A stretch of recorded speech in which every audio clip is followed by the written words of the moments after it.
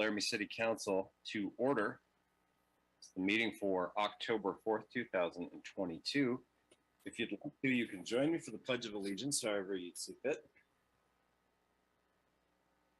I pledge allegiance to the flag of the United, to the republic for which it stands, one nation, under God, indivisible, with liberty and justice for all. Thank you.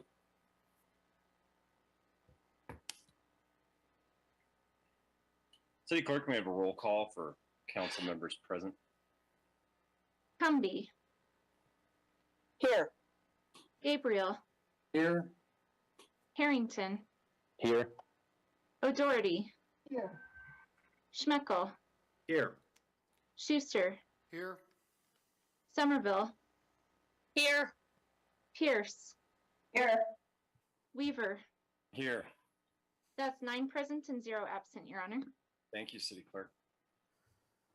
Next up, we have public comment on non-agenda items. If the items to come before the council tonight, we'd ask you to reserve your comments for that time. This is for non-agenda items.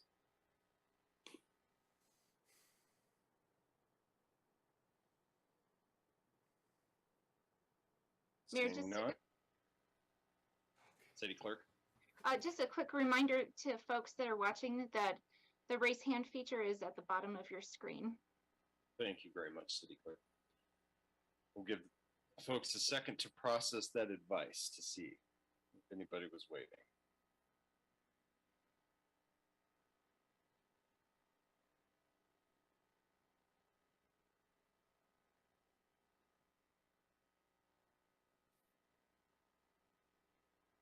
Doesn't look like.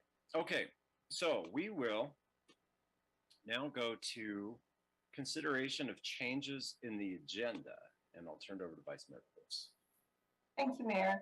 I move that the following 3 changes to the agenda be approved. Our first change is item 9J. It's a license, temporary use of a Laramie County retail liquor license for Delancey Enterprise to be used on October 13th.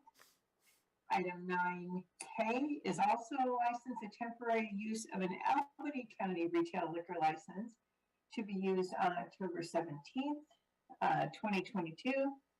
And our last change is item 9IC. Our October 11th work session has been canceled. Second. It's a motion and a second from Councilmember Somerville. All those in favor indicate by raising your hand or saying aye or both. Aye. Aye. Aye. Aye. Any opposed? Same sign. Motion carries. Vice Mayor.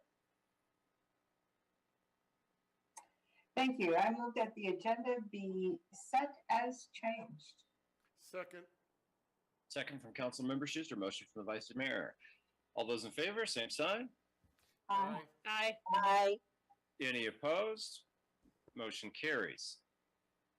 Got a proclamation up next. Thank you, Vice Mayor, by the way. Got a proclamation up next, and it's for Community Planning Month. It's my pleasure to read this proclamation in recognition of Community Planning Month.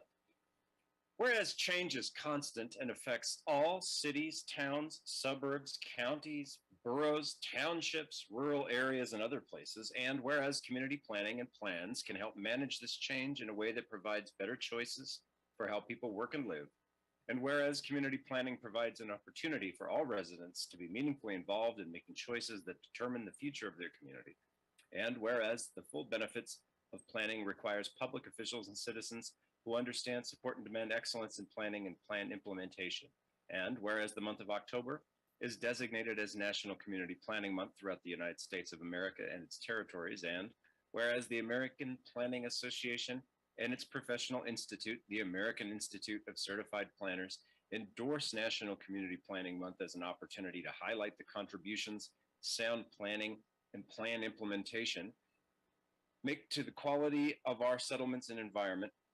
And whereas the celebration of National Community Planning Month gives us the opportunity to publicly recognize the participation and dedication of the members of planning commissions and other citizen planners who have contributed their time and expertise to the improvement of Laramie, Wyoming.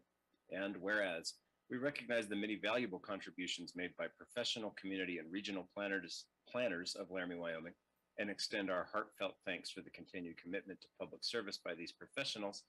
Now, therefore, be it resolved that I, Paul Weaver, Mayor and President of the governing body of the City of Laramie, do hereby proclaim the month of October 2022 Community Planning Month in the City of Laramie, Wyoming, in conjunction with the celebration of National Community Planning Month. I'd like to turn it over to our planner for the City of Laramie, who does a good job, does a lot of hard work, and is with us just about every Tuesday. Mr. Teeny, welcome. Thank you, Mayor, Council. I'll be brief.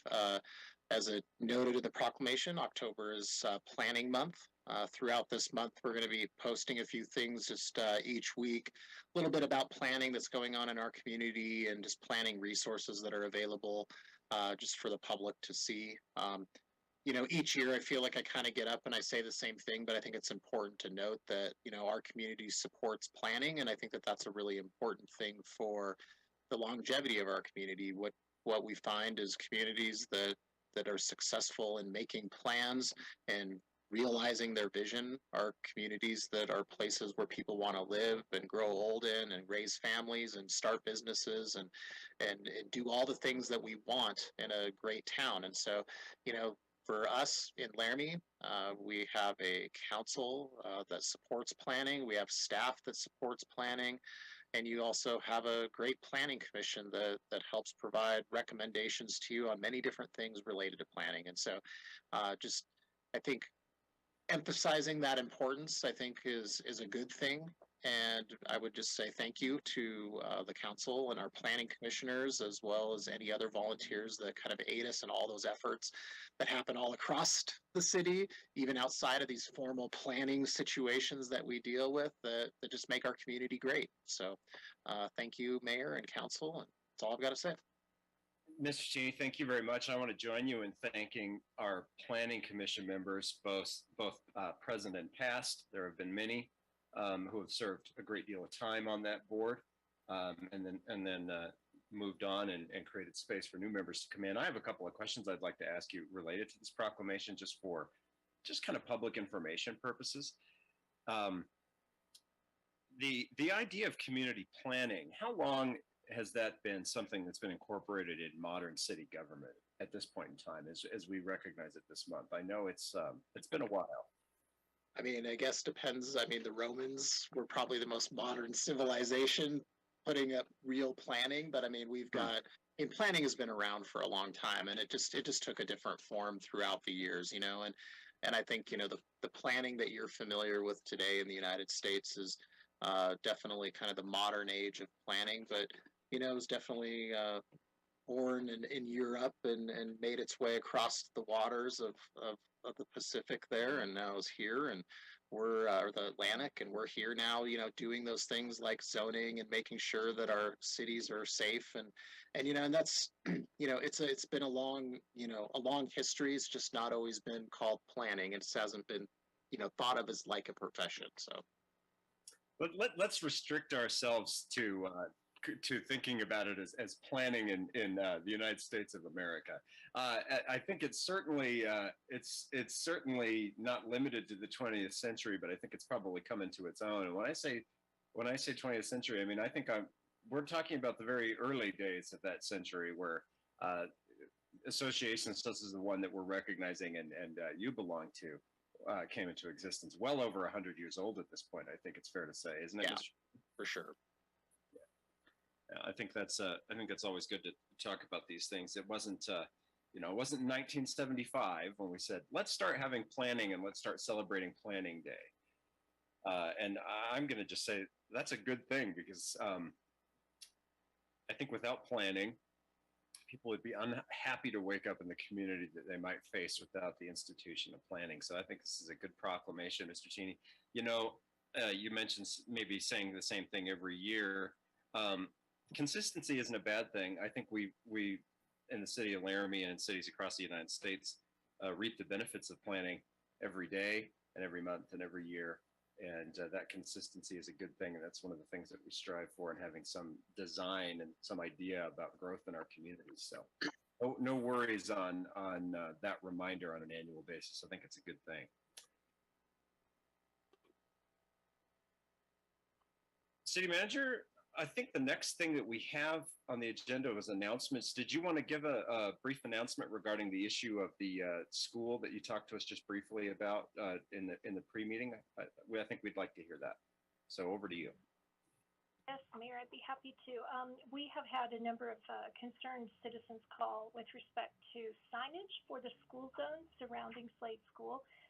The Public Works Director informed me this morning that the city has approved the school zone plan from the school district and that the signage and beacons for the crosswalks have been ordered by the district, but may take a few weeks to arrive as we understand it. So Public Works through Brooks Webb will be working to see if we can get up some temporary signage around Slade School to demarcate that school zone area until we get the permanent installations completed, probably, I'm guessing, within a month or so. Thank you very much, City Manager. You know, it occurs to me as you give us that announcement now, if you know, the Slade School has certainly suffered some setbacks from delays.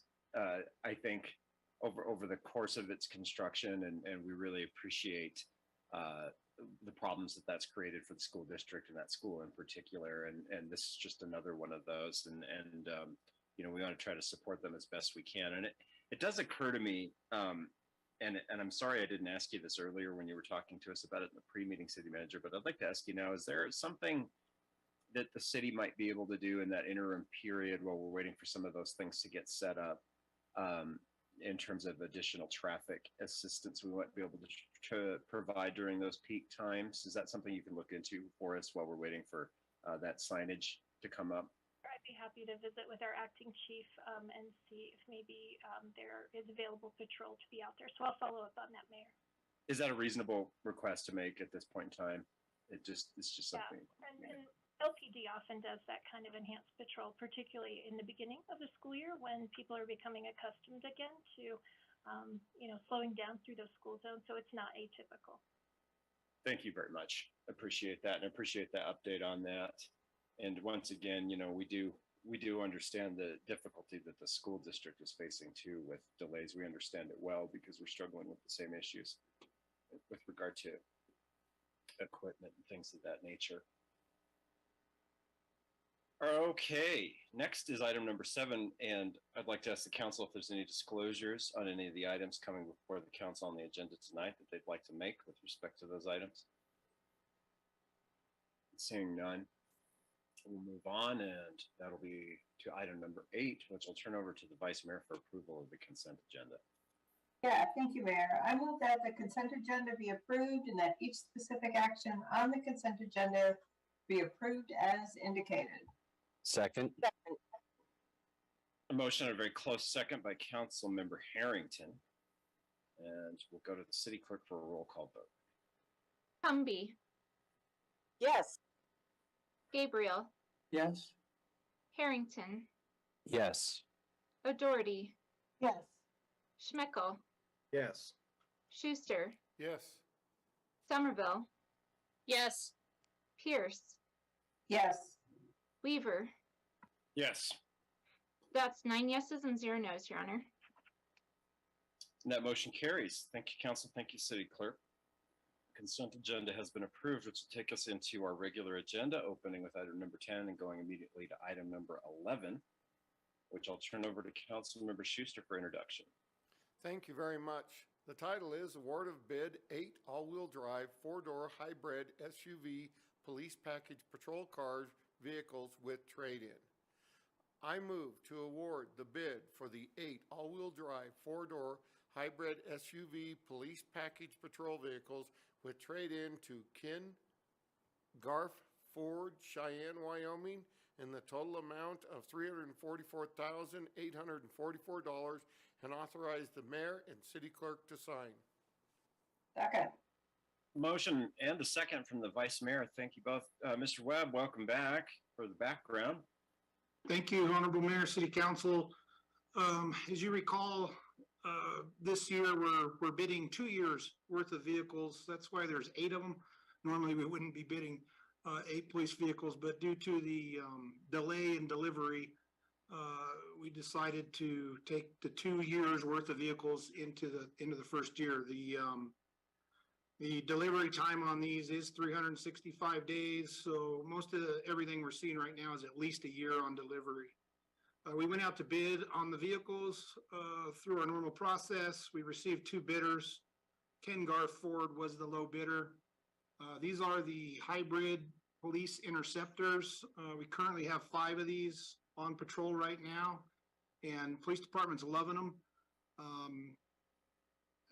You may recall from last time, I kind of went through the calculator on Ford's website and showed you some of the savings that you see there as far as fuel.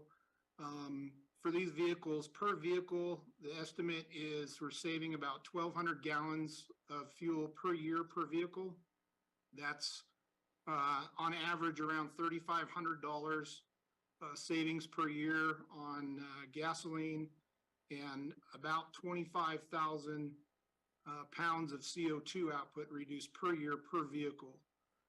So this is for 8 vehicles. Originally in the budget, there was 7 vehicles. The 8th one got added as it was involved in an accident and totaled out. And so that's why there's only 7 trades instead of 8 trades. Anyway, with that, I'll take any questions if you have them. Any questions for Mr. Webb on the, yes, Councilmember Harrington. Thank you, Mayor. Brooks, we had talked in the past, and maybe this was with former Chief Stalder, but about how the PD was utilizing sort of the car itself as a mobile office and needed that access to battery power all the time. That's why you often see the police cruisers sitting idling. Does the hybrid provide any options for that sort of battery power to support their computer and things of that sort while it is off? Or not burning? I guess the important part would be not burning gasoline. Yeah, Councilor Harrington, through you, Mayor.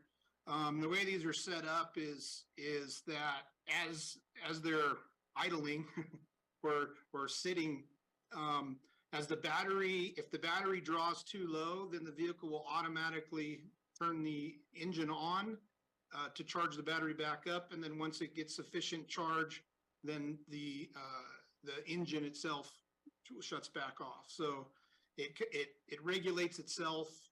And these interceptors that Ford makes is specifically for police use.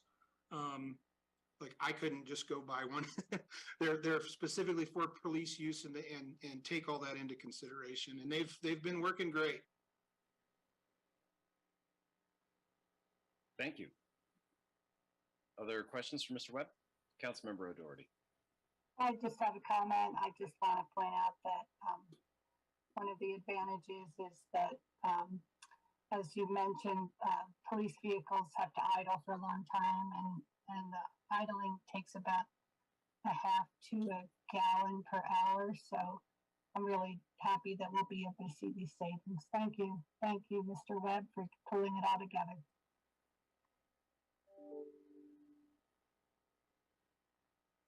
Any other questions or comments for Mr. Webb?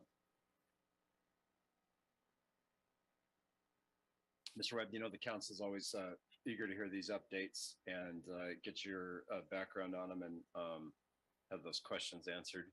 And the news continues to be good. I'm glad this equipment is working out for our city staff across departments, and it seems to be a piece of the city policy goal that's going well. And it's always just good news to hear. See if there's public comment.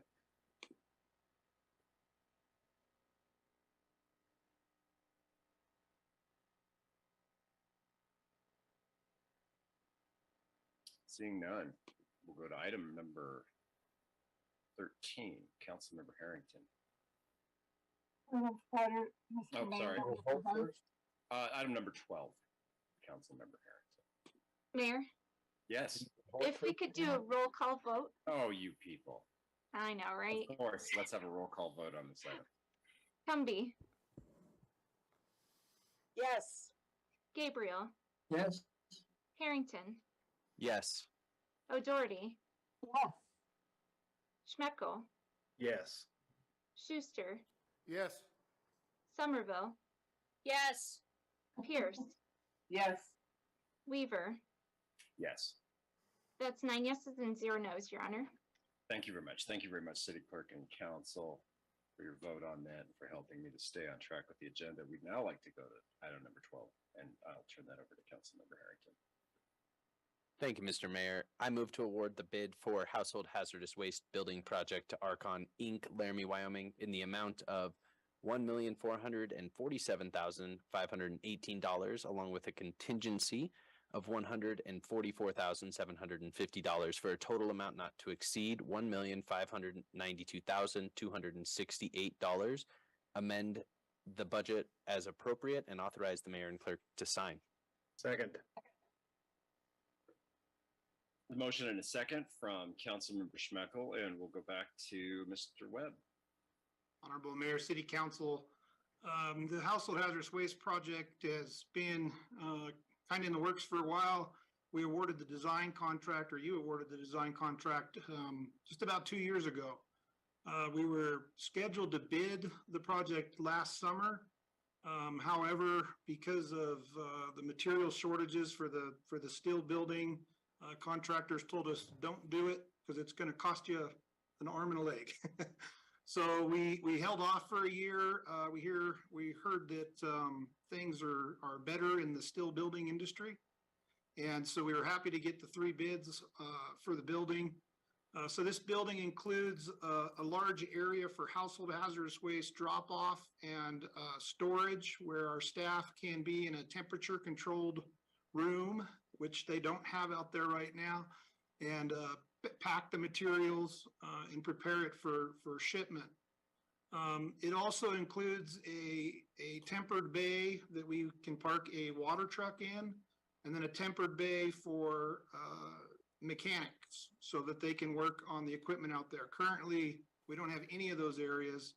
Our mechanics, if they have to do work out there in the middle of winter on something, it's miserable, as you can imagine. So this is really going to help with our efficiencies and our safety for staff, and help with really public service with the household hazardous waste building and drop off area. Our current facility right now has no utilities at all, no electricity, nothing. And it's literally a mile away from the front gate. So our staff is driving materials back and forth across the site. So we're really excited about this project. We went out to bid. We received 3 bids, which was great. You see our low bidder is a local contractor, Archon Incorporated. We had 2 bid alternates on the project. One is for a loading dock. It's a dock that we load the single stream recycling after it gets baled, is loaded into the back of basically an 18-wheeler trailer. And that dock is in kind of poor condition. So bid alternate 1, we're recommending accepting so that we can get that built back right. And then our bid alternate 2 was for a solar array. And unfortunately, we are not recommending approval of that right now because the cost that came in for that is about 3 times what we've been seeing on our other solar projects. I'm not sure why that all of a sudden went through the roof, but the design is there, so we can always come back later and put that in when those costs for the solar stuff comes back down, or we can look at the I can't remember the name of the grant now.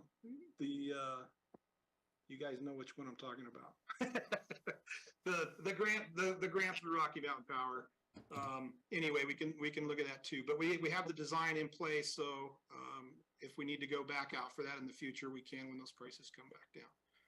And with that, I'll take any questions if you have them. Questions? Councilmember Harrington. Thank you, Mr. Mayor. Brooks, I'm not sure if this would be a traditional thing for staff to do, but I would be interested in seeing if that increase in price is specific to like a point in time, or if, when this building is complete, if we open up that section again for bid and see if the price has changed, to maybe get a clearer picture if this is going to be an ongoing price issue, or if it really is just that everybody was putting in solar arrays right now. Yeah, Councilor Harrington, through you, Mayor, we're definitely investigating. It didn't really make sense to us. So we're looking at it now. GH Phipps, who did the contract here at the Municipal Operations Center, you know, the cost we did for the solar array here was great, but like I said, the pricing's about 3 times that. So we're definitely going to look into it, see what's going on there. And it's Blue Sky Grant. I just remembered Blue Sky. Thank you. Councilmember Schuster. Thank you very much. I was wondering, what's the most common hazardous waste out there? Is it paint? Is it something like that, or is it something completely different? Yeah, Councilor Schuster, through you, Mayor, it's definitely paint.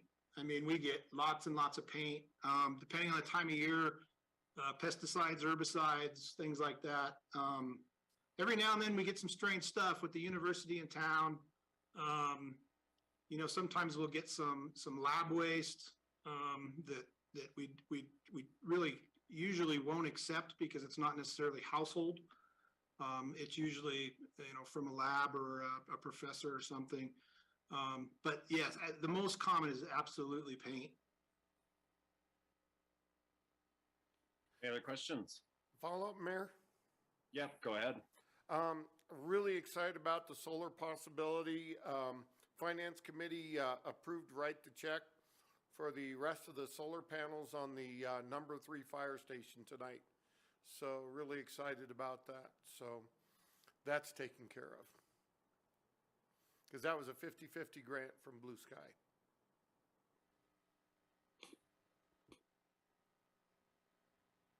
Other questions? Comments? We'll go to public comment.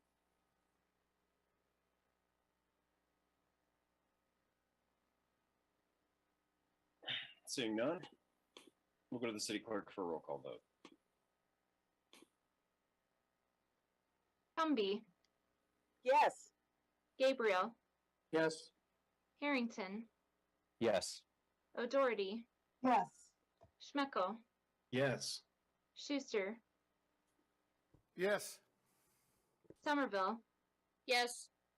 Pierce, Yes. Weaver. Yes.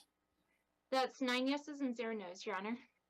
Thank you. That motion carries. We'll go to item number 13. I'll turn it over to Councilmember Somerville. Thank you, Mayor. I move to approve amendment number 2 to the professional services agreement with GSG Architecture for construction services on the household hazardous waste building project in the amount of $52,650 and authorize the mayor and clerk to sign. Second. Second by Councilmember Harrington. Mr. Webb, for the 3rd time is a charm. Honorable Mayor, City Council, GSG Architecture is the firm that designed the household hazardous waste building. Mr. Webb, I'm sorry to interrupt you. I'm gonna go to the city clerk because she's asking for my attention. I do apologize. Sorry about that, Mayor. Never mind.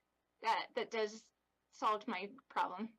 We could hear background conversation. No, thank you, Mayor. Yep. Council members are asked to stay in order during the meeting. Mr. Webb. No problem. Honorable Mayor, GSG Architecture is the firm that designed the household hazardous waste project that you just awarded. Is what we're asking here for now is as usual, to award them an amendment for construction management administration services on the project. Thank you very much. Questions or comments from Mr. Webb on this item?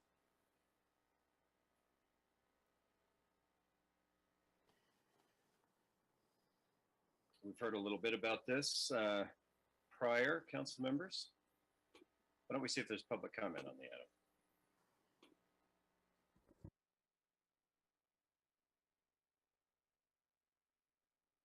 Seeing none, council, back to you for questions or comments.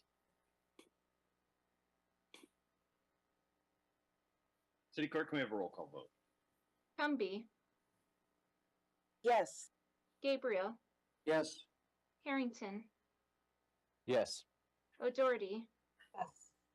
Schmeckel, Yes. Schuster, Yes. Somerville, Yes. Pierce, Yes. Weaver. Yes. That's 9 yeses and 0 nos, Your Honor. And that motion carries. Thank you, City Clerk. That takes us to item number 14. Vice Mayor Pierce. Yeah, thank you, Mayor. I move to approve original ordinance number 2051, amending multiple sections within Title 15 of the Laramie Municipal Code for the purposes of updating definitions, uses, dimensions, and city code as a standard practice as recommended by the Planning Commission on first reading in accordance with findings of fact and conclusions of law. Second. It's a motion and a second by Councilmember Cumby. Would like to welcome Mr. Shahidi from our Planning Department for the background. Honorable Mayor, Council, today I have before you some changes to Title 15 of the Laramie Municipal Code.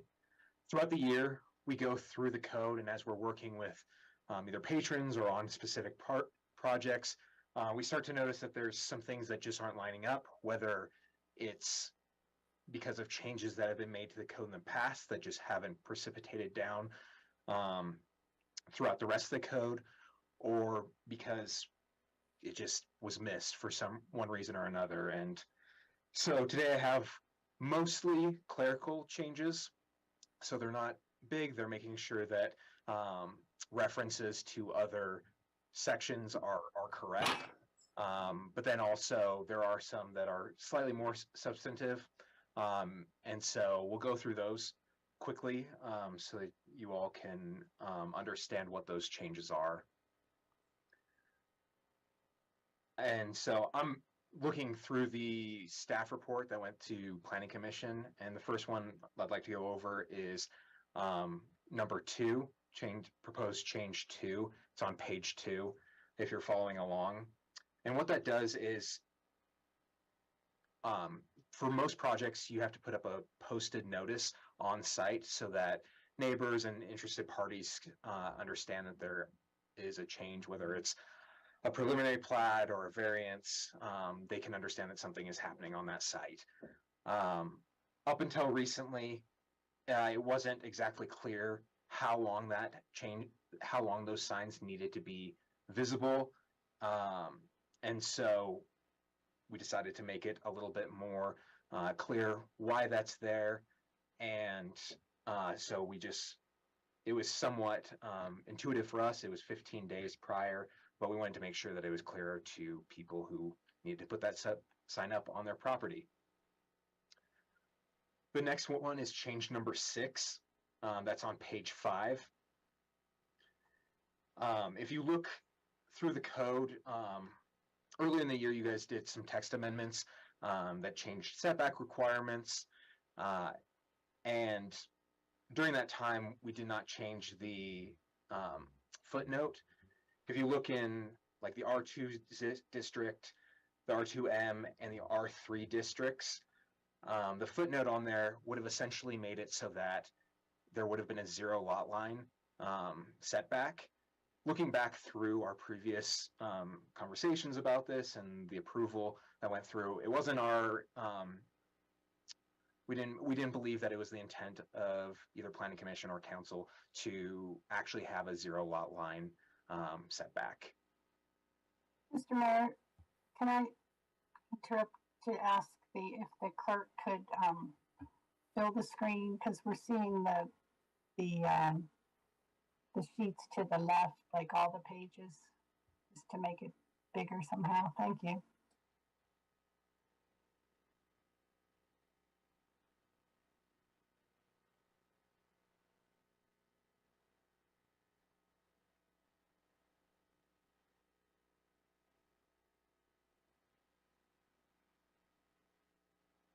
Perfect. Thank you. Then moving on to change number 9 on page 8. There was you'll see a few of these changes that are associated with this change throughout this document. But in our code, there was a differentiation between a truck wash, and that would be a commercial truck wash, and a truck and trailer wash. And what we were finding was that was creating too much ambiguity while people were going through this. And so we decided to just lump them into one single use. And in order to do that, we wanted to update the code definition for truck wash and just made it clear that it was not just the truck itself, but it was also indeed the associated trailer with that. The next change was change 11. That's on page 11, or starts on page 11. And that is essentially to add a crematory or funeral and mortuary facility, and separating those two so that it is clear that that they are actually different. Going through that, we realized that there was a difference in the intensity of the use for each of those. So you'll see that funeral home and mortuary facility, they're permitted in more zoning districts than just the crematory. And that's just a compatibility thing with the zoning districts to ensure that they are where we believe that they should be. Moving on to change 12 on page 13. This is a continuation of that truck and trailer wash that we talked about earlier. And what it does is it just removes the truck and trailer wash as a use from code, so that we just have truck wash in there. Change 13 is actually moving it is replicating the mobile vending use table that's within the mobile vending section of Title 15, but it is also putting it into the use table itself. And that's just to make sure that it's easy to find and that people don't have to search as much. It's the exact same use table, the exact same zoning districts where it's permitted in this table as well. The next one is change 14 on page 18, or starting on page 18. And what this is doing is it's, for each of our processes, it lays out exactly what we are supposed to do as far as public notice, whether it goes to the Planning Commission or City Council, those sort of things. And going through our code, we noticed that there was a discrepancy in this table and a previous section. And in that, it said that the final plat also required mailed notice to individuals within 300 feet of the site. And so we're just updating this table to make sure that it does validate that previous section. The final change that I'm going to go over tonight is adding a definition for funeral home in there. This definition came from planning textbooks, and because we made it a use, we need a definition associated with that, and so it came along with that change as well. All these changes went before Planning Commission on September 26th, and it was recommended for approval with 5 A's and 0 nays and 2 absences. It was advertised on October 1st, and this is the first reading for these changes.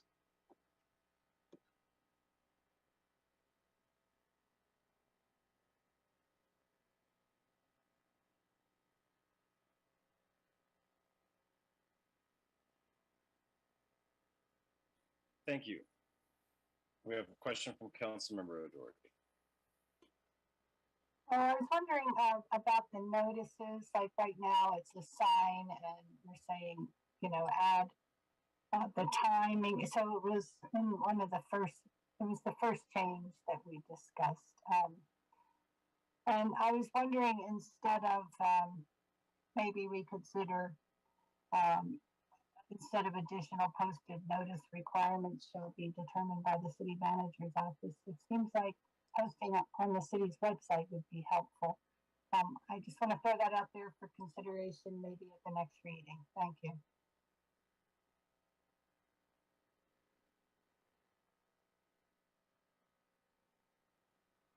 Mr. Shahidi, did you want to address any of that? Yeah, Mayor. Yeah, I think that that is something that the city is, or the planning department is looking into. I think that there's a lot of different ways that we can notify people, and we're looking into how we can incorporate it into our website. Currently, we just haven't included that as a process in the code yet. Councilmember Gabriel. Thanks, Mayor. Joseph, give me an idea of the review process. It seems like you're looking at almost everything on the books, kind of a tedious project. And are all of the staff involved in this? It just seems like a very kind of a large undertaking, but I know it's something needs to be done, but it seems like, boy, there's a lot of work there to look at everything that is on the books. Mr. Shahidi. The council member Gabriel. So I guess it just depends on the specific process we're talking about. Generally, an application comes in, and according to that application, we have steps outlined within section 15 that we're supposed to take, review times associated with that, and also what staff members are required to look over it and are notified about these processes. I can't say that there's a specific process for everyone, but I can give a generalizable kind of timeline of how it kind of goes through. Generally, a packet comes in, and we review the packet.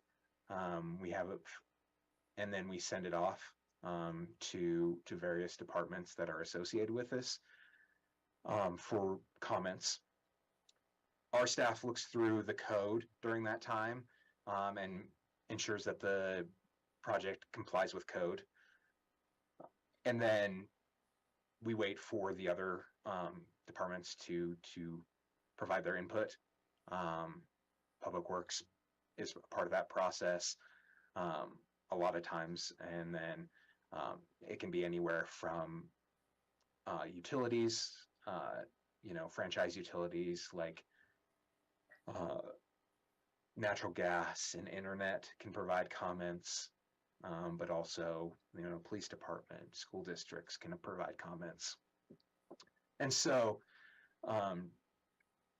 once we get those initial comments in, then we send those comments back to the applicant, and that just allows the applicant to decide, well, not decide, there's certain things that they have to comply with according to code to continue on with the project. And then there's certain recommendations that we have just from our experience that aren't part of code. And then once that process is completed, then it moves on to either going before Planning Commission, and then sometimes comes before you according to whatever process is laid out by the specific application. I was just curious, for example, when you discovered the tractor trailer car wash situation, how did that come about?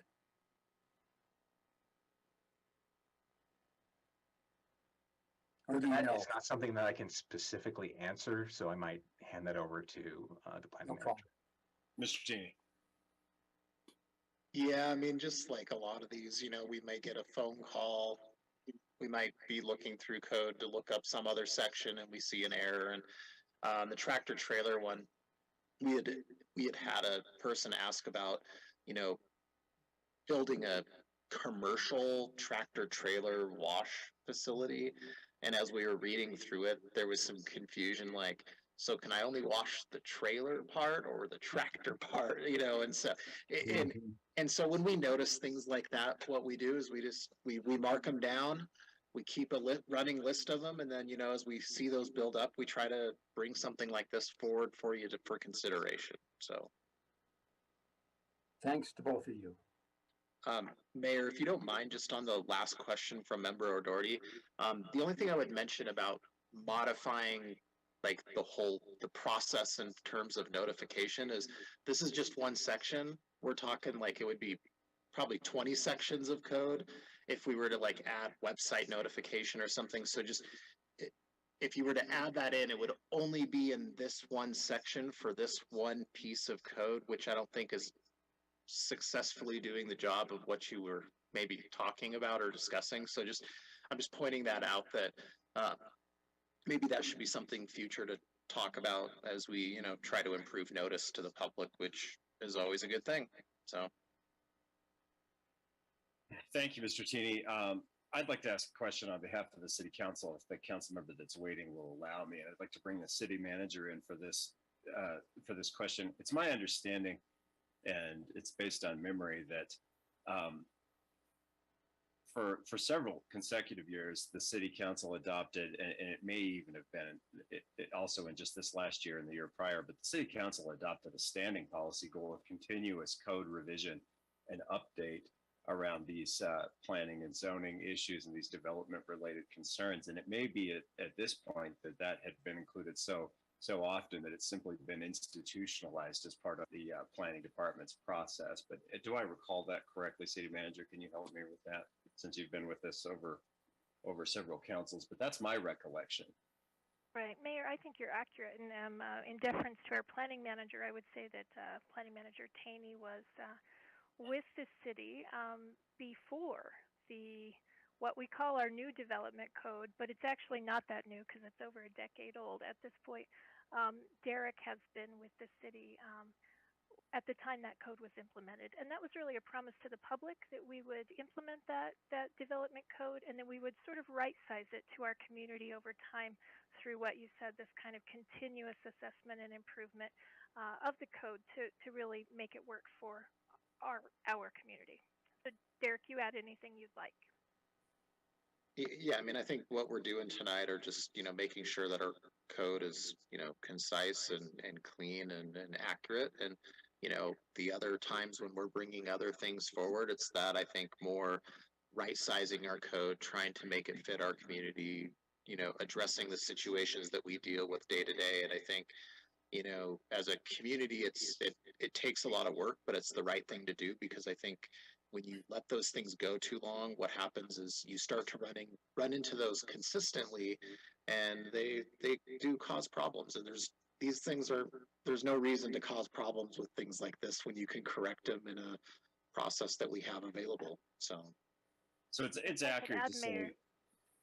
Yes, go ahead, please. I just wanted to add, Mayor, I think, too, for you all as elected officials, it's probably important for you to understand that it is the job of your planning manager and your planning department to be mindful of where the code, where there are bottlenecks, issues that, you know, they address in their day-to-day administration of the code. And it is their job, not only directed by you, but just a natural part, I think, of a planner's job, and certainly my expectation of them, that as they see issues, that they will bring them forward for your consideration. They're really the boots on the ground, and they're going to see things long before you may even hear about them. So keep in mind that even absent your direction and your adopted goals, as you said, Mayor, this is a function of planning and something that we will continue to do. The code is always a living and breathing document, as they say, to be a little bit cliche. So it's very much accurate to say this is an institutionalized policy practice that, although maybe has been outlined as a goal by council at different times, it's something that's ongoing and will continue to be ongoing, because it's a best practice, and it's based on that continuous feedback from the people that work with the city government on planning and development projects. I appreciate the time spent on that, and I appreciate Councilmember Somerville's patience with that follow-up question. I'd like to now recognize Councilmember Somerville. No problem, Mayor. Thank you. My question goes back to page 5 and the changes to the setbacks. I was just kind of trying to reach back in my memory banks, and I thought that when the council did the modifications to R1, that we put all of those setbacks the same as R2, R2M, and R3. And if I'm looking at the change, the exception allows that to be a 5-foot setback as it sits right now for R1. But to be fair, I don't remember a discussion about having, R2, R2M, and R3 being lot line builds. But could somebody refresh my memory on whether that's accurate or not. Yep, Mayor and Council, just since Joseph wasn't at those meetings, so member Somerville, so in the multifamily zones, we had gone down to the 5 feet, but because of the footnote, technically, if you read that, it would mean that you could push multifamily buildings right to the property line, which we didn't, like we said, we didn't believe that was the intent of what we were trying to do in the code update. We were just trying to reduce setbacks, not eliminate them. And then in the R1, LR, and RR zoning districts, we had gone to 10 feet, and so we reduced them. Some of those were 25 feet, 15 feet, depending upon the zoning district. So we did reduce them. And went down to the 10 feet for all 3 of them. So that was where we landed during the council meeting. Is that answering your question? Is that what you wanted confirmation on? Mayor, if I can. Yeah, I think that gives me that confirmation. So, but we're only removing the exception for R2, R2M, and R3. We're leaving the exception in place for R1. Am I reading that right? It says the change would require minimum 5-foot setbacks in R2, R2M, and R3. Yes, you are correct in the way that you're reading that. So this footnote under the R1 would remain, because the only ones that the footnote makes it a 0 lot line is the R2, R2M, and R3. R3. Okay. Yeah, that was my question. Thank you. Okay, great. Any other questions for Mr. Cheney? Go to public comment. I'd like to recognize Mr. Brett Glass. Let Mr. Brett Glass into the meeting for public comment on the item. You have the floor. Mr. Mayor and members of council, I'm glad that some of this is being cleared up. I think this might be an opportunity to make a useful and much much requested change. In table 15.06-1, summary of review procedures, it says when something has to be when a change has to be noticed to the public. And you'll notice the very first line that says text amendments. You did one of these earlier this year that people felt they were blindsided by. It says that they have to be published, but not written or that is mailed to the public or posted. You may want to change that, and you may want to look through this table and see if there's anything else that the public deserves to be notified of directly. After all, we don't really have a working press in Laramie anymore, so the only way people will find out if, for example, the zoning rules for the neighborhood are going to be changed would be if they receive some sort of written notice. So please consider that before this gets to third reading. Thank you. Thank you for your comments. Council, back to you. City Clerk, can we have a roll call vote? Humby, Yes. Gabriel, Yes. Harrington, Yes. O'Doherty, Yes. Schmeckel, Yes. Schuster, Yes. Somerville, Yes. Pierce, Yes. Weaver. Yes. That's 9 yeses and 0 noes, Your Honor. That motion carries. Thank you, City Clerk. Thank you, Council. Now to item number 15. Councilmember Schuster for introduction and background.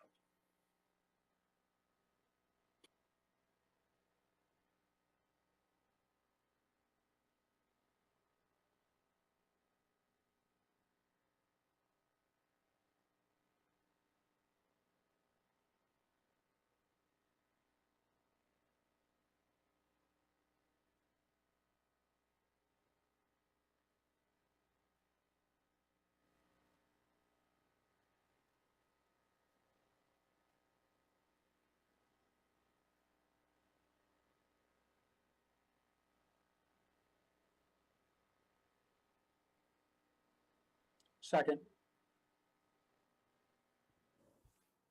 Been a motion and a second by Councilmember Gabriel.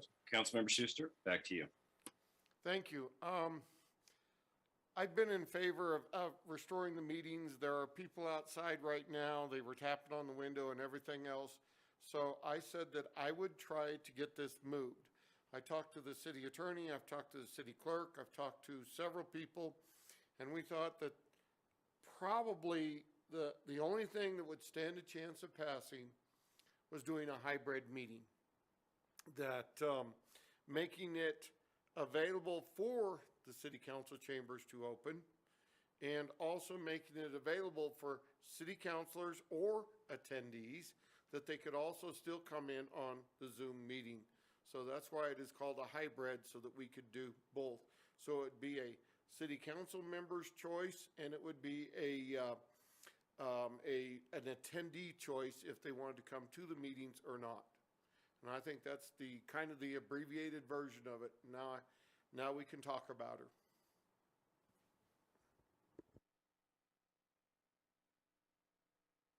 Thank you, Councilmember Schuster. Council members, I'm going to depart from the regular method here. I'm going to go to public comment first, and we'll take public comment on this item because this is specifically about a council process. This isn't a policy consideration. So we're going to take public comment on that and listen to that, and then we'll go back to council members. We have Tom Mattamore, who had signed up for, Mr. Tom Mattamore, who had signed up for comment ahead of time. And we'll recognize Mr. Mattamore. You've got the floor. Honorable Mayor and City Council, thank you for the opportunity. I wish to support this resolution as there is, I've seen it, a growing mistrust of city government amongst the population. This was apparent at last week's open house on the growth plan, where it was almost universally announced that they want open meetings. A return to regular order in public at City Hall would go a long way towards restoring confidence in government, and the public feels that new plans and things just appear at the last minute without any public input.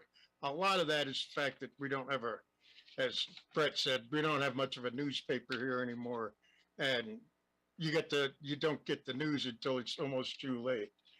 The other problem is too many older citizens have major difficulties with Zoom. They just call it cultural or electronic or whatever. And then when I had employees and I tried to get my younger employees involved, they had cell phones. They didn't have computers. And all they wanted to do was listen to music, and they tried to go into the Zoom meetings, and it was almost unintelligible for them. They couldn't see anything or hear very well. So I think meeting in public, even if it's a hybrid, is long overdue. We need to start returning to normalcy. And I really would like to see boards and commissions return to this option as well. I know the Planning Commission it's difficult. We have more interface with the public than some of the other commissions. And it's difficult, again, for some people to deal with Zoom and the whole electronic 21st century stuff. I'm 72. It took me a long time to be able to do this. So I empathize. That's all I've got to say. I hope you approve this. And I know we can't do it instantly, but if we could work out a plan to start bringing it back to normalcy, it would be greatly appreciated by myself and I believe a large part of the public. Thank you.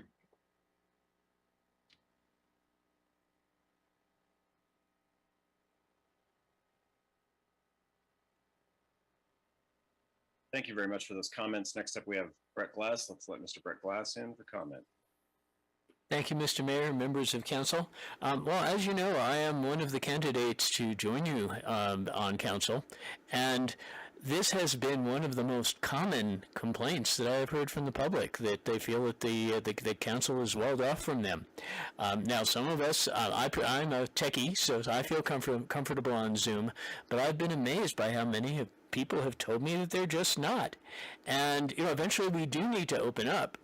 and go back to normal face-to-face meetings. So the question is, when do we do it and how? Well, scientifically, there's not going to be any good way to tell when we really should, because now that people are doing their testing at home, now that the government has really stopped tracking cases, we're never going to know exactly, and people are going to have to make their own assessments of risk.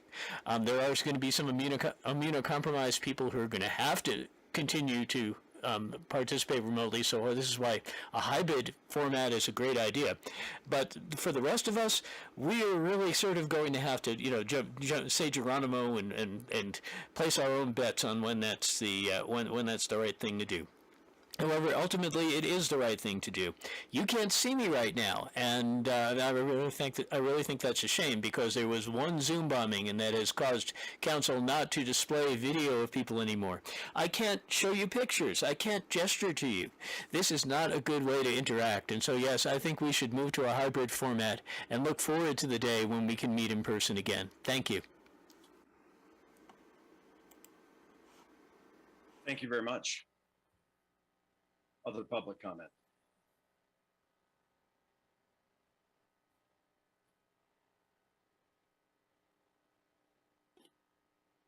I'd like to recognize Mark Armstrong. Let Mr. Armstrong into the meeting for public comment. You have the floor. I'm just going to agree with the last two speakers, and it's long past time to open the meeting. It's the public has a right under the Public Records or the Public Meetings Act to have access to these meetings. If you're afraid that the public will not mask up or will not, do your wishes, then you can have a hybrid meeting and stay home. But the public has a right, and the city council is the servants of the people, and the people want their rights under the law, under Public Meetings Act, to be reinstated. Thank you very much. Thank you, Mr. Armstrong. Other public comments?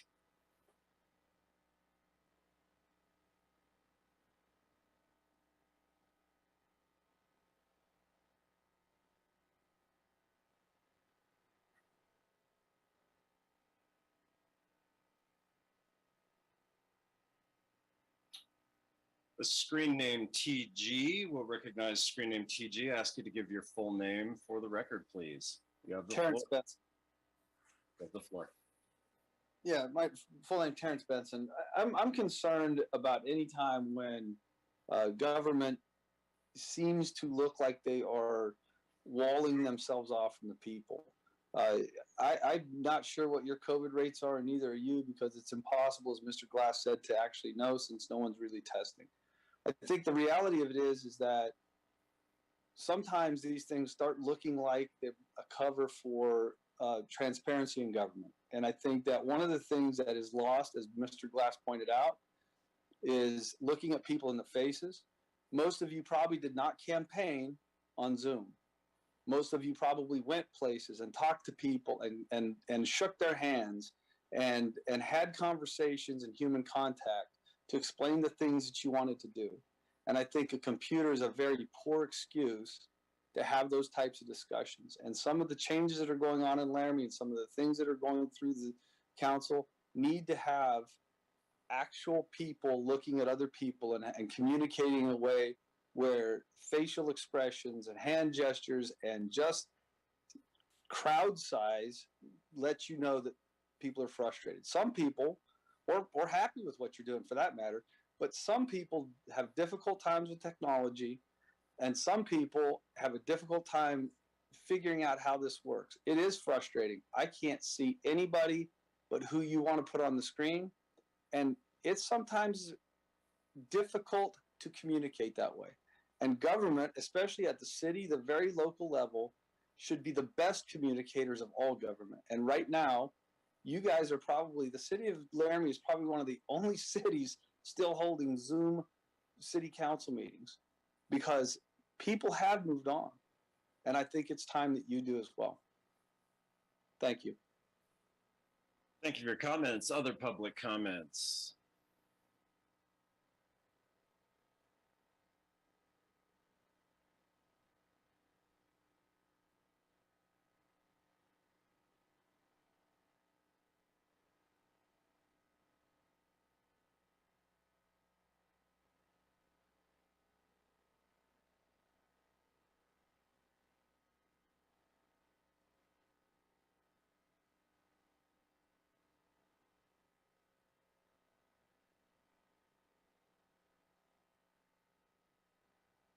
All right, public comment on this item is closed. Council members.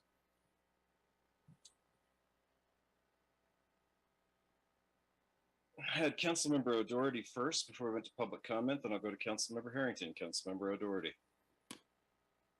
I have concern that we haven't updated the ventilation system in council chambers. I know that was something we tried to get an ARPA grant for back when this all started, and we couldn't get it. And last I heard, November is when it's supposed to be updated.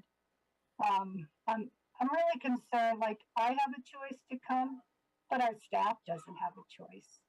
And I recall a meeting 2 summers ago where staff and certain members of the public were trapped in a room where people weren't abiding by health recommendations, and there was no way out. So I would like to see those things resolved. If staff didn't have to be there, I'd be more comfortable with it, but I don't know how we have a meeting without staff. So we're forcing staff to be subjected to everybody's personal whim about how they want to treat public health. Thank you. Thank you. Councilmember Harrington. Thank you, Mayor. Early on in the pandemic, I think the very beginning, city staff made an effort to improve the chambers by reconfiguring the layout. Most of the public's probably unaware of that effort. I think while well-intentioned, it made that space less functional to use and harder, just to be candid, I think, Mr. Mayor, harder to see the public from where we would all sit. And, I know that there was some conversation about modifying or maybe restoring sort of the functionality of this place where council sits. I was hoping for an update on that. Councilmember Harrington, I asked you to refer to the last communication from city staff with regard to those efforts. And well, Mr. Mayor, I think maybe not to cut you off, but my interest is the public should, sort of know about where we're at on that. It's not necessarily, I may be asking a question I know an answer to, because I think the public, maybe needs that information as well. Noted. Councilmember Cumby.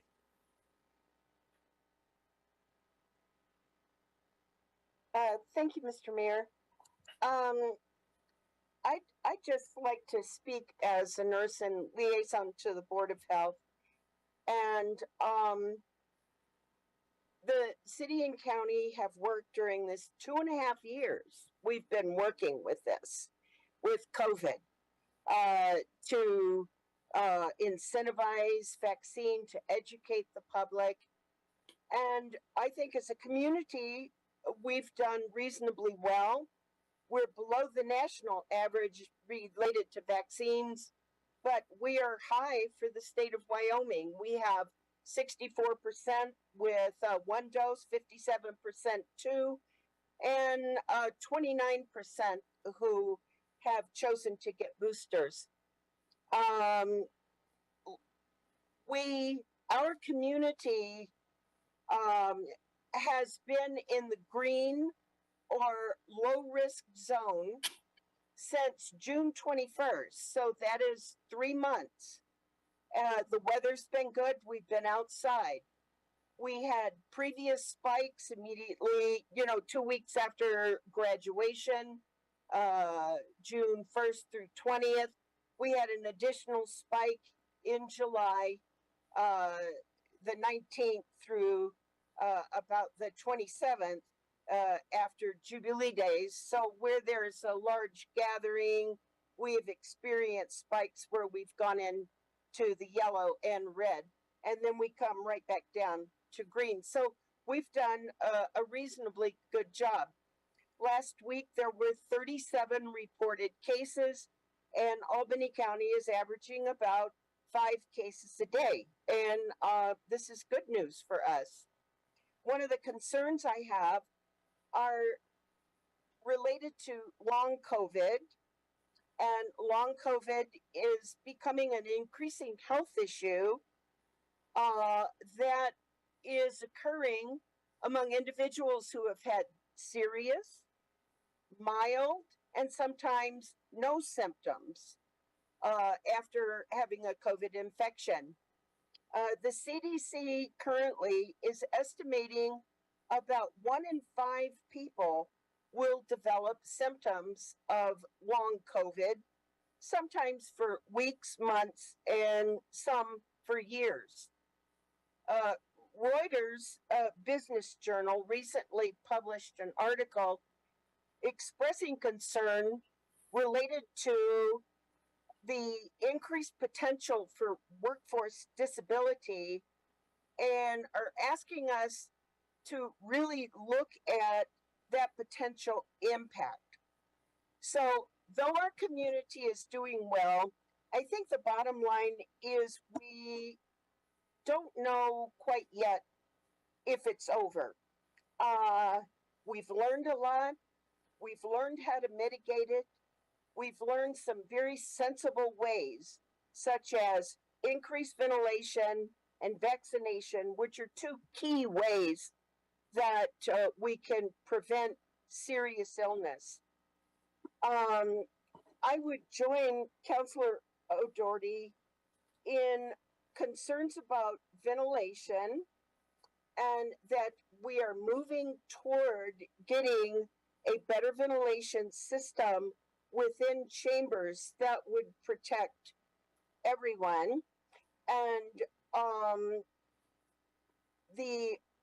so then I would, and then the second thing is they anticipate that there may be an increase once the weather changes and we begin to be inside and more contained.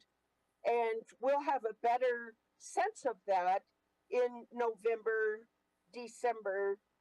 And so I think some of these decisions may be appropriate toward the end of the year when we do have the ventilation system, the reworking of chambers, and a better sense of where we stand with infection at this point in time.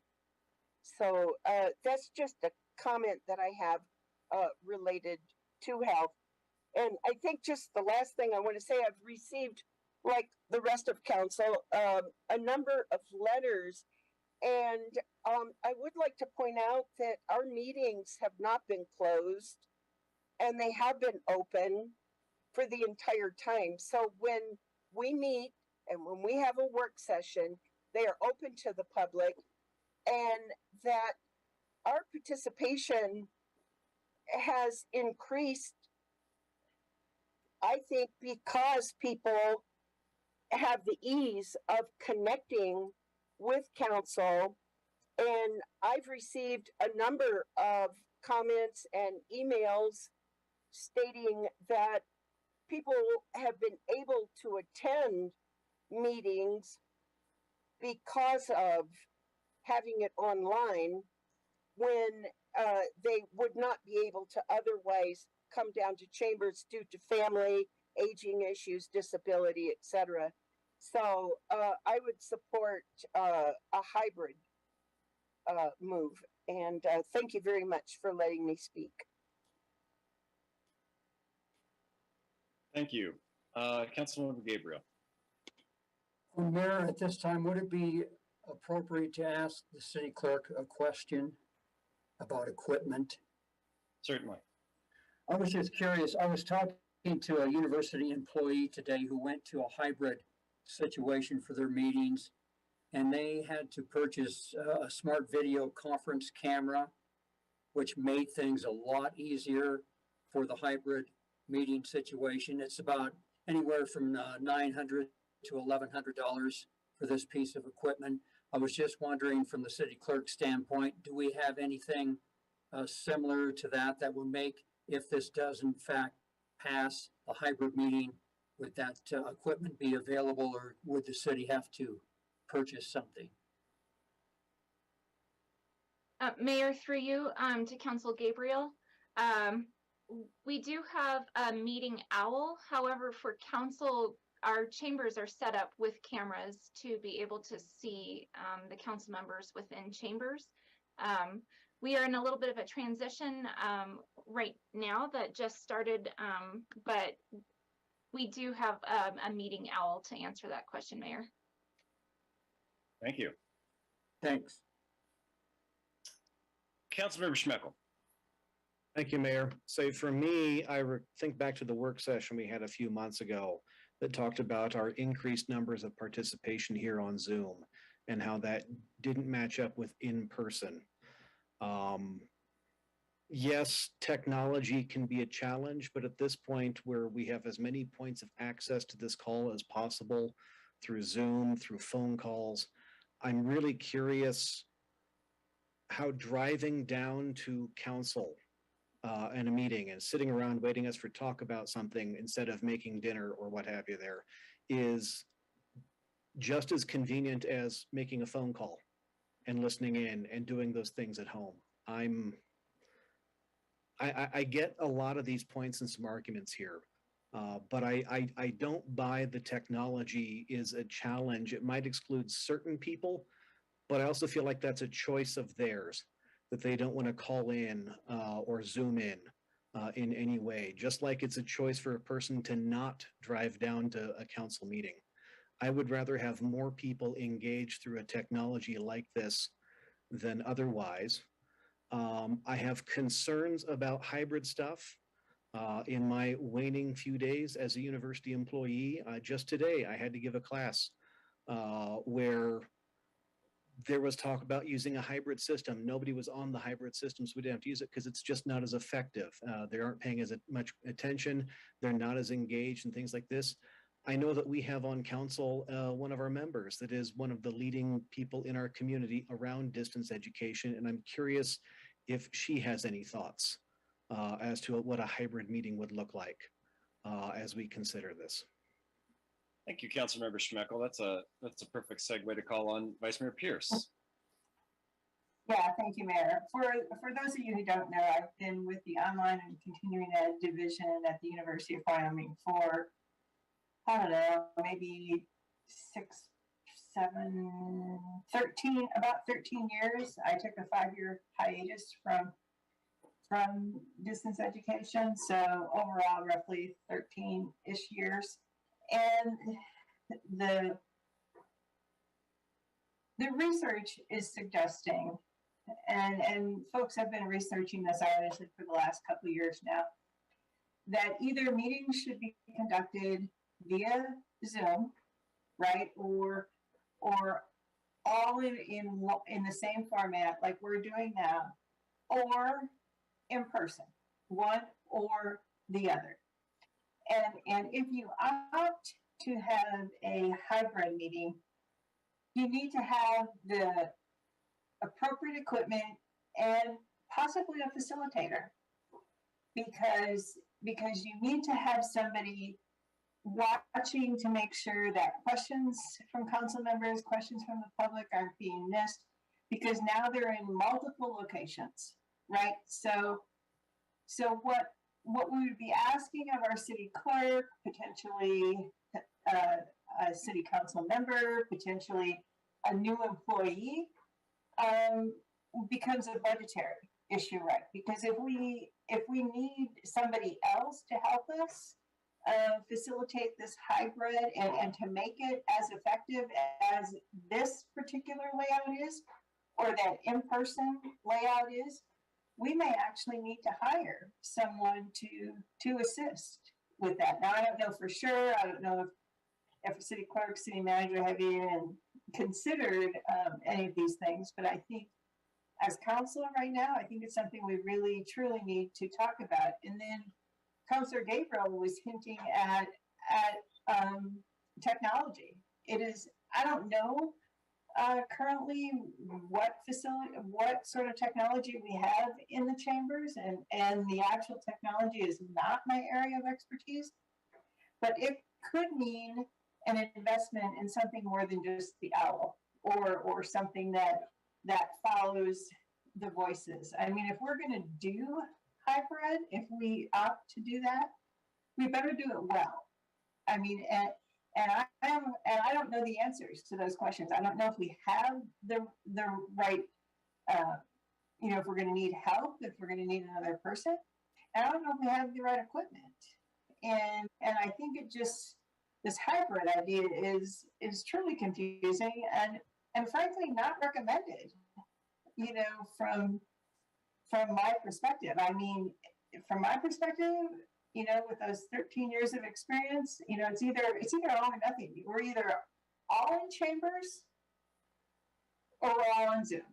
So, and that's what's been the lessons of COVID, frankly, and that's makes for a better learning environment, makes for a better interaction and environment between people, and involvement with the community in our case, as opposed to from the educational slant of the ease of learning. So, yeah, I mean, that's really all I've got to say. Thank you. I've got Councilmember Harrington up. Thank you for the second time, Mr. Mayor. I think beyond sort of like the owl as like an option for a hybrid meeting, I don't know.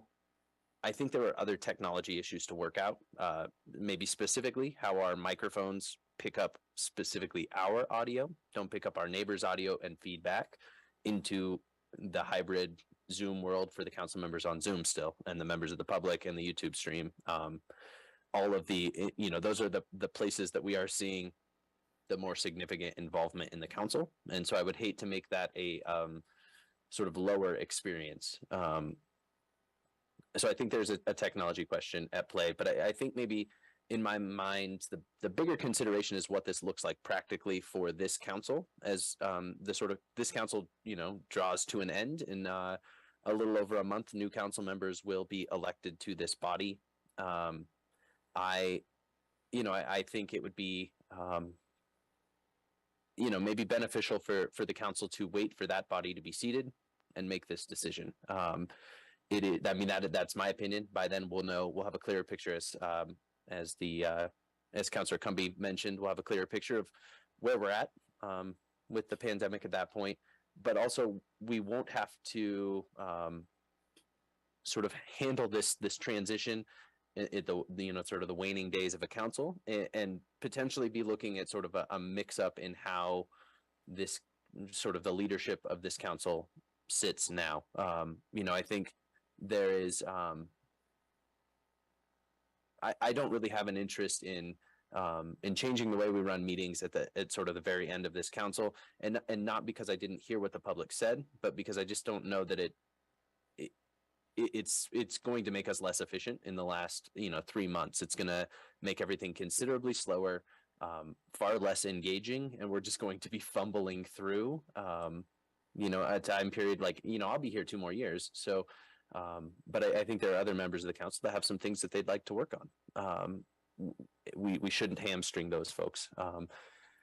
And so, Mr. Mayor, that is a long way of saying, a very long way. So thank you, council. I think this is a decision for the council that's coming down the line. It will have new members on it. And, I think to the vice mayor's point, it's sort of an all or nothing sort of a situation. And that's a conversation for the council that's going to sort of live with these decisions longer term. Other discussion. Thank you, Councilmember Harrington. Other discussion.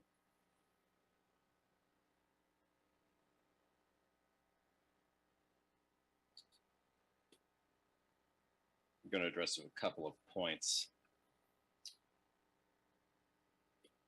We are wastewater monitoring for COVID levels, which is what a lot of communities have transitioned to. We're working with experts in the field, and it gives us a fair indication of what COVID levels are like ahead of time.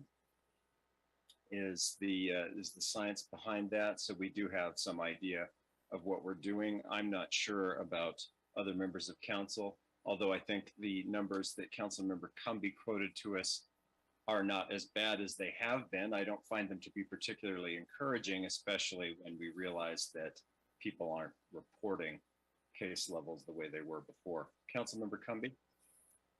Mr. Mayor, I just didn't know about getting into the whole wastewater thing, but the wastewater results have been in the green, and the most recent are in the red. So we have a 20% increase in the presence of the COVID RNA in the wastewater. So there is an increase, and we may see an increase in the community within the next 7 to 10 days. Thank you, Councilmember Cumby. And that's precisely an example of why we're doing wastewater management, because it helps us to provide a forecast of where we're going to be at.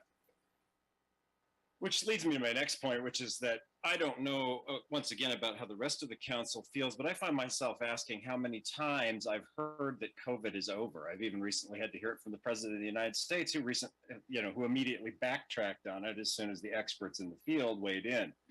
I recall hearing COVID was over in May of 2020. How about the rest of you? I remember that prediction as well. And I also remember the hundreds of thousands of people who subsequently died. I'm also concerned about the long COVID issues that we talked about earlier in this meeting.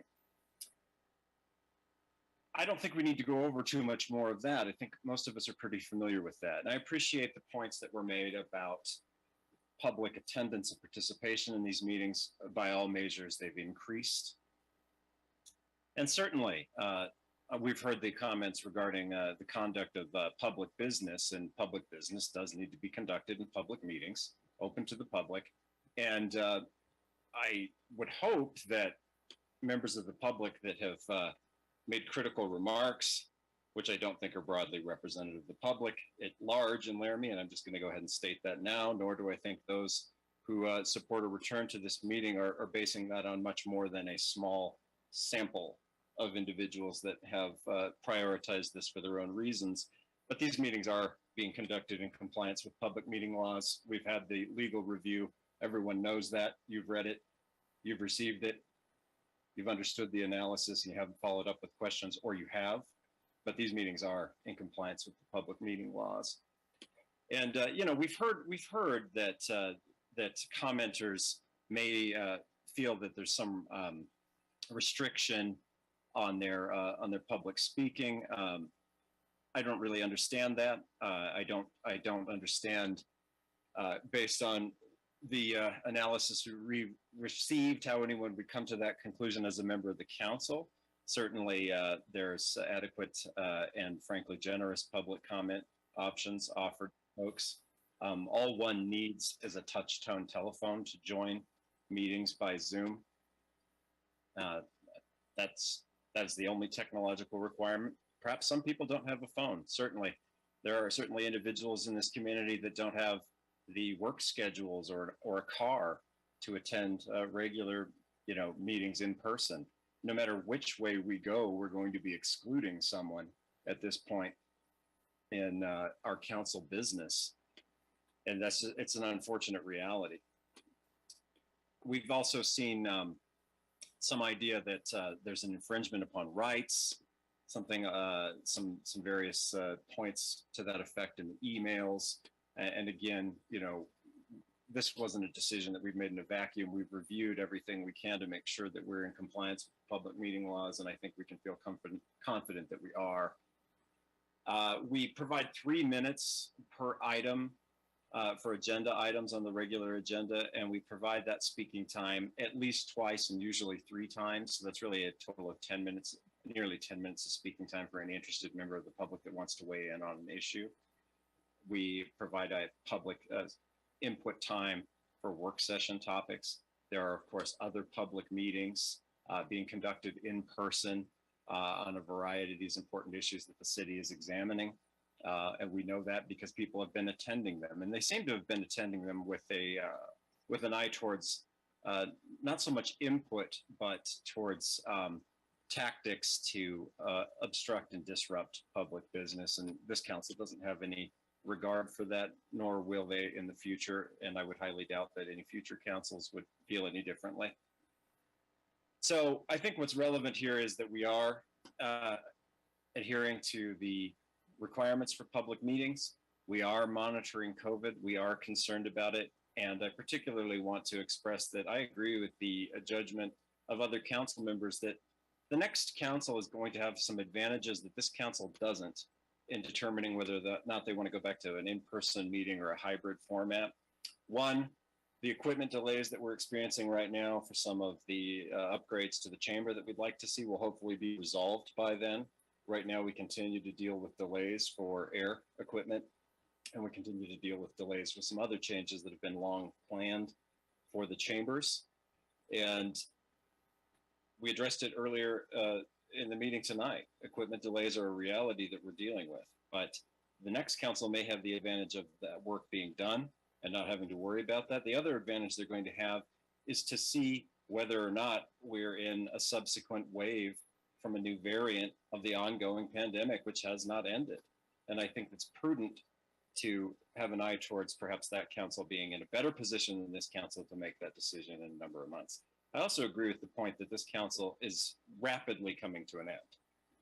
And there's soon to be a different city council seated, and they may have their own take on that, whereas we have been able to conduct business open and publicly and accessibly for 2 years, and that hasn't changed.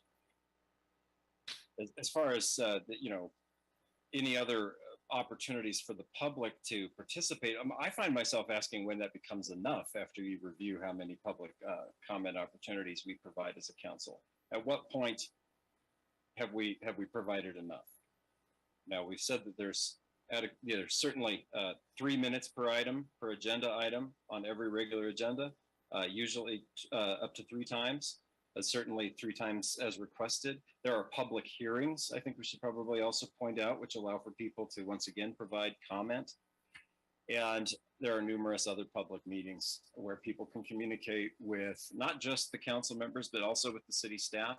I would add that they should do so respectfully. Otherwise, I'm not really certain why we would expect people to continue to provide those opportunities. I just ask, when do members of the public begin to approach an amount of time that becomes a problem for the city to be able to do, or any public agency to do what it needs to do? Should we give everyone 30 minutes to speak on an item, an hour? At what point has the public been adequately given an opportunity to weigh in on issues? I don't really know what else there is to say. So we'll go to the city clerk for a roll call vote on this. Cumby, No. Gabriel, Yes. Harrington, No. O'Doherty, No. Schmeckel, No. Schuster, Yes. Somerville, No. Pierce, No. Weaver. No. That's 2 yeses and 7 noes, Your Honor. Thank you, City Clerk. Thank you, Council. That motion fails. That takes us now to next item on our agenda, public comments on non-agenda items. Items that did not come before the council this evening, where people would like to make public comment.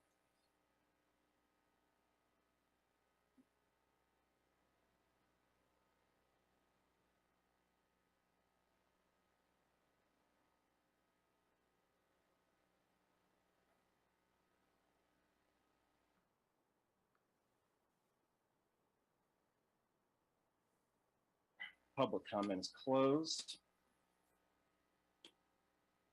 That takes us to item number 17.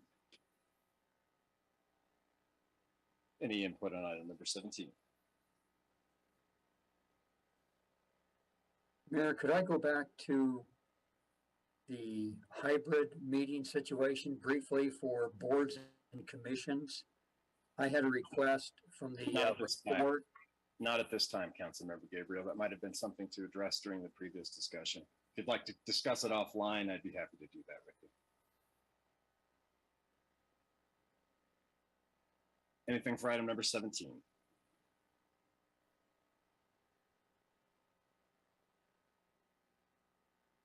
Very good. Item number 18, Councilmember Schuster. I move we adjourn. Second. Second by Councilmember Schmeckel. All those in favor say aye, raise your hand. Aye. Aye. It is adjourned.